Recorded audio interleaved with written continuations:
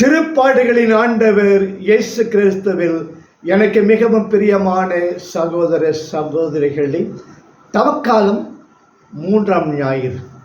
முதல் வாசகம் விடுதலை பயணம் இயல் 17 இறைவாக்கியங்கள் 3 முதல் 7 முடிய. பாலைவனத்தில் இஸ்ராயலின் முறையீட்டுக்கு செவிசாய்த்து இறைவன் அவர்களுக்கு குடிக்க தண்ணீர் வழங்குகிறார். இந்நிகழ்ச்சி வழி துன்பத் துயரங்களின் மத்தியில் இறைவன் நம்மோடு இருக்கிறார். எனவே நாம் கலங்க வேண்டியதில்லை என்று அறிவுரை கூறப்படுகிறது. இஸ்ராயலர் அழைப்பு. பாலைவன பயணம் இஸ்ராயலுக்கு ஓர் முறுமுறுப்பு தளமாகவே அமைந்து உள்ளது. மீண்டும் மீண்டும் அவர்கள் ஆண்டவரை சோதித்தனர். நாங்கள் எதைத்தான் குடிப்போம் என்று கூறி மக்கள் மோசேவுக்கு எதிராக முறுமுறுத்தனர். விடுதலை பயணம் இயல் 15 இறைவாக்கியம் 24, 17 இயல் இறைவாக்கியம் 2. எகிப்தின் உணவுப் பொருட்களை நினைத்து இஸ்ராயல் மக்கள் கூட்டமைப்பினர் அனைவரும் மோசேவுக்கும் ஆரோனுக்கும் எதிராக முணுமுணுத்தனர். இயல் 16 இறைவாக்கியம் 2-3. எதிரிகளின் போர் பலத்தை கண்டு எல்லோரும் மோசேவுக்கும் ஆரோனுக்கும் எதிராக முறுமுறுத்தனர். எண்ணிக்கை நூல் 14:21.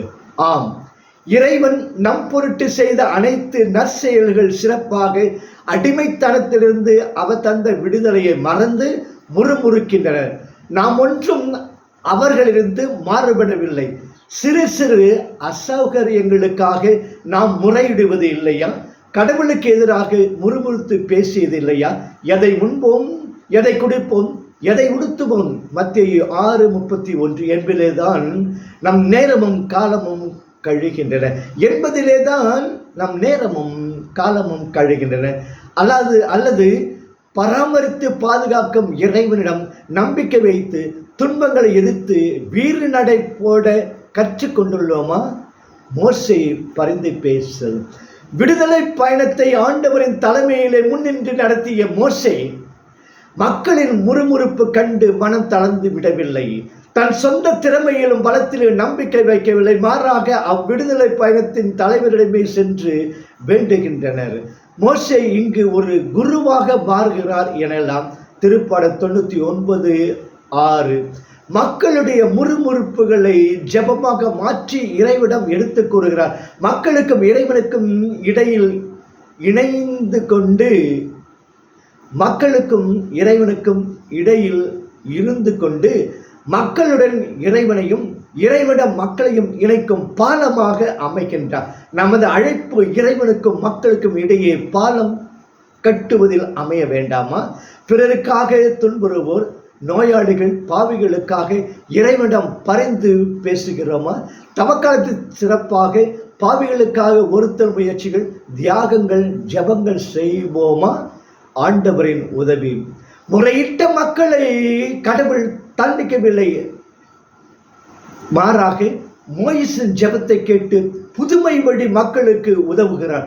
பாறையை அடி, மக்கள் குடிக்க அதிலிருந்து தண்ணீர் புறப்படும் 17:6 என்கிறார். அவ்வாறே நடக்கிறது. என்னை இறைவனின் கருணை, என்னை அவரின் பரிவு. ஆம், நாமும் பாறையை அடிக்க தயங்கக்கூடாது. பாறையை அடி, கல்லான உள்ளமும் கரையாத இதயமும் உடையவர்களாய் வாழ்கிறோமா? பாறையை அடி. நம் வாழ்விலே அன்பின்மை, அநீதி தலை விரித்தாடுகின்றனவா? பாறையை அடி. ஆம், இதுதான் ஆண்டவர் நமக்கு கூறுவது. அடிமேல் அடி அடித்தால் அம்மியும் நகராதா? நம்பிக்கையோடு ஆண்டவரிடம் வேண்டுவோம். மழை போல் வருவதையெல்லாம் பனியாக, மழை போல் வருவதையெல்லாம் பனியாக மாற்றும் இறைவன் நம் இயலாமையை இருந்து நம்மை விடுவிப்பார். நாம் நம் வாழ்வின் பாறைகளை இறை உதவியோடு அடிப்போமா? 2ஆம் வாசகம் பவுலடியார் ரோமையருக்கு எழுதிய மடல் இயல் 5 இறை வாக்கியங்கள் 1 முதல் 2, 5, 9 முடியும். குற்றம் செய்தவை தண்டியாது மன்னித்து இறைவன் மீண்டும் தன்னுடன் இணைத்துக் கொள்கிறான். நம்பிக்கையால் ஒருவன் இறைவனுக்கு ஏற்புடையவன் ஆகிறான். இறைவனது அன்பிற்கு ஆளாகி அவரால் ஏற்றுக்கொள்ளப்பட்ட ஆன்மா அனுபவிக்கும் அருட்கொடைகளை பவுலடியார் விளக்குகிறார். ஏற்புடைமை அமைதியை அளிக்கிறது. பாவம் நம்மை இறைவனிடம் பிரிக்கிறது. முறிந்த உறவை சரி செய்து நம்மை இறைவனுடன் இணைப்பவர் இயேசு. ஏனெனில் அவரே நமக்கு அமைதி அருள்பவர். அவரே இரண்டு இனத்தவரையும் பிரிந்து நின்ற பகைமை என்னும் சுவரை தம்முடலில் ஏற்ற துன்பத்தின் வழியாக தகர்த்தெறிந்து அவர்களை ஒன்றுபடுத்தினார். சிலுவையின் வழியாக இரு இனத்தவரையும் ஓருடலாக்கி கடவுளோடு ஒப்புரவாக்க இப்படி செய்தார். எபேசியர் 2:14-16. இறைவனுக்காக படைக்கப்பட்ட மனிதன் அவருடன் இணைந்து வாழாத பொழுது நிம்மதியற்றவரால் நிலை குலைந்து திரிகிறான். எனவே தான் அகுஸ்தினார் கூறினார், எங்கள் ஆன்மா இறைவா உமக்காக படைக்கப்பட்டது. உண்மை கட்டடையும் வரை அதற்கு நிம்மதி இல்லை. இறைவனுடன் அமைதி செய்து வைக்கவே ஆகும். அவரது தொண்டர்களாகிய நாமும் அமைதியின் தூதுவர்களாக விளங்க வேண்டும்.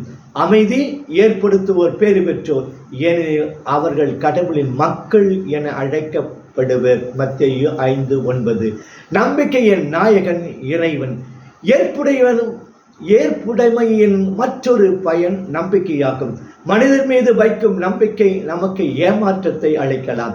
இறைவன் மீது நாம் வைக்கும் நம்பிக்கைகளை ஒரு நாளும் வீண் போகாது. ஏனெனில் அவர் நம்மை ஏமாற்ற மாட்டார். இறைவன் மக்கள் மீது கொண்டுள்ள மாறாத அன்பே நமது நம்பிக்கையின் அடிப்படை. நீரே என் புகலிடம், என் அரண், நான் நம்பியிருக்கும் இறைவன். திருப்பாடல் 91:2. கடவுளின் மாட்சிமையில் பங்கு பெறுவோம் என்னும் எதிர்நோக்கில் நாம் பெருமகிழ்வும் கொள்ள முடிகிறது. அது மட்டுமல்ல, துன்பங்களை தாங்கிக் கொள்வதிலும் பெருமகிழ்ச்சி கொள்கிறோம்.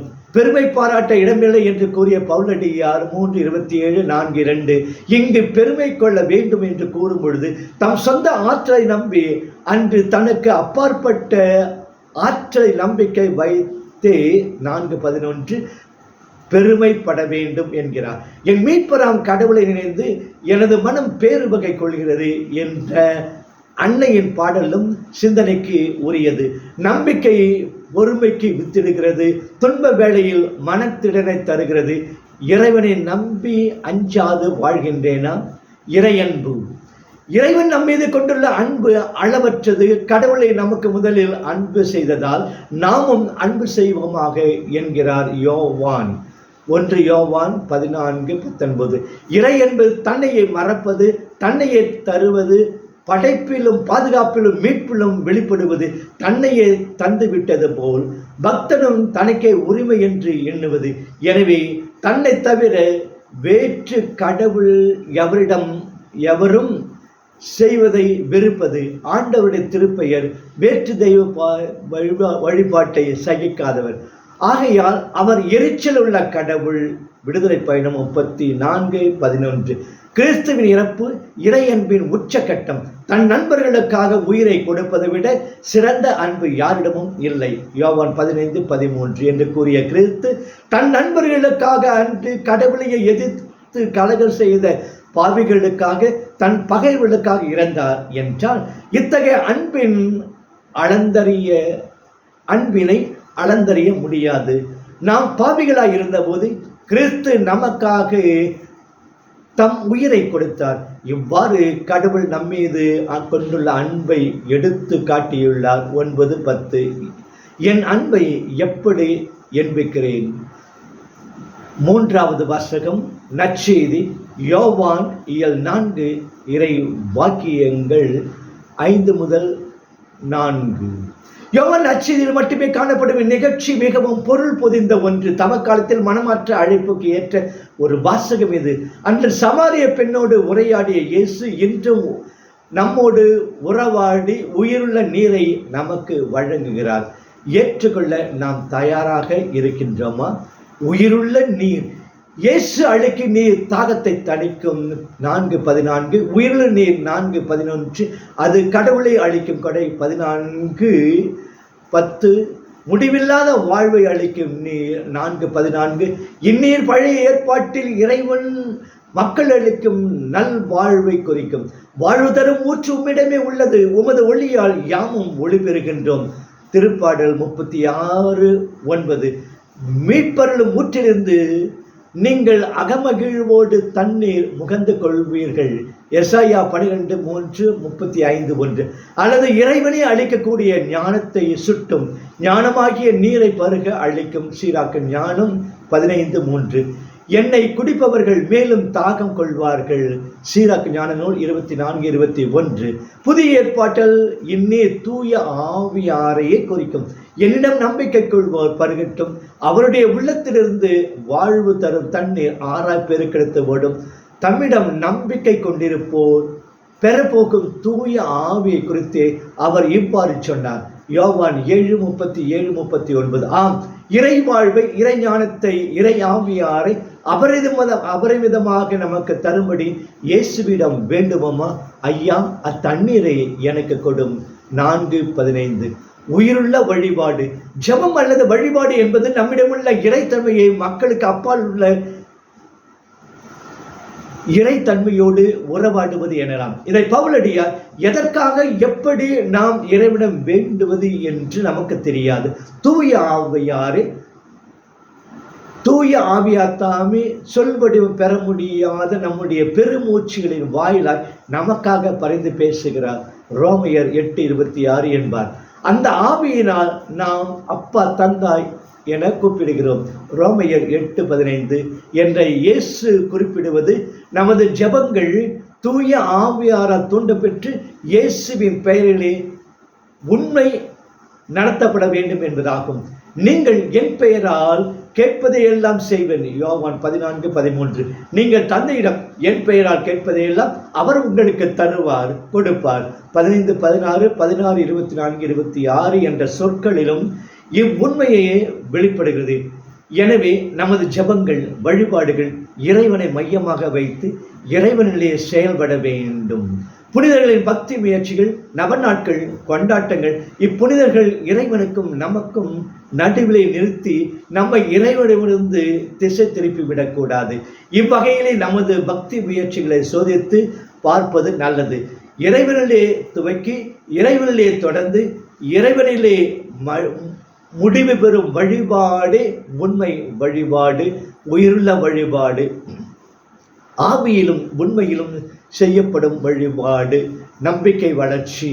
நம் நம்பிக்கை வாழ்வை பொறுத்தமட்டில் நம்மில் பலர் இன்றும் பால்குடி மறவா சிறுவர்களாகவே இருக்கிறோம். நம்முடல் உள்ள வளர்ச்சியோடு நாம் நம்பிக்கையிலும் வளர வேண்டும். முதலில் இயேசுவை வெறும் யூதனாக கண்ட சமாரிய பெண் 4:9 பின் அவரை ஒரு பெரியவராக, ஆசிரியராக, ஐயா என்று அழைக்கும் நிலையிலே காண்கிறாள். 4:11, 15. இன்னும் பிறகு அவரை ஓர் இறைவாக்கினராக காண்கிறாள். 4:19. இறுதியாக அவரே மெஸ்ஸியா, கிறிஸ்து என்பதை உணர்கிறார். 4:25, 29. உணர்ந்து அவருக்கு சாட்சியம் பகர்கிறார். 4:25, 39, 42. அவருடைய நம்பிக்கை சாட்சியம் சமாரியர் இயேசுவை உலக மீட்பர் என்று ஏற்றுக்கொள்ள செய்கிறது. 4:42. நாமும் நமது நம்பிக்கையும் இம்முறையில் வளர்ச்சி அடைய வேண்டும். ஆண்டவர் இயேசு அந்த இறை நம்பிக்கையை நமக்கு தருவாராக. ஆமென்.